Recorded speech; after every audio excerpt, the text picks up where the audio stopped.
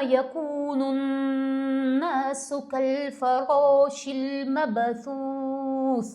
Яума. Вау әріпті дұрыс дыбыстаған кезде біз соны толық сипат беріп шығамыз, лазым сукун келіп тұр. Яу. Ол бізде жахар, рахуа, истифаля, инфитах және қарама қайшылық сипат бар. Ол бізде харфлин жұмсақ шығады. Дыбыс шыққан кезде ешқандай кедергі болмау керек. Яума яку. Одан кейін бізде не болып келіп тұр? Мәт тобиғы екіге созу уәжіп. Якунун. Одан кейін бізде идғам шәмсе келіп тұр. Кіріп кетеміз біз нун әріпке. Якунун насу мәт тобиғы. Одан кейін екіге созу уәжіп. Кәл. Ләмгі кіреміз. Кәл. Ләмгі кірген кезде толық он бойына сипат бер шығамыз. Жахр, бания, истифаля, инфитах, инхироф. Кәл фаро. Одан кейін мәт тобиғы екіге созу уәжіп. Фаро, ерін ағыға қарай шығармаймыз. Фаро шил. Фаро шил. Камаре келіп тұр. Фаро шил. Мәбі.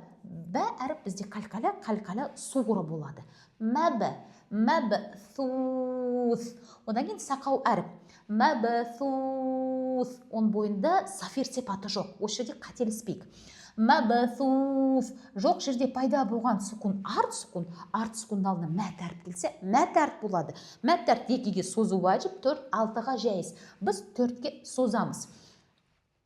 Яума якунун насу кәл фарашил мәбәсус.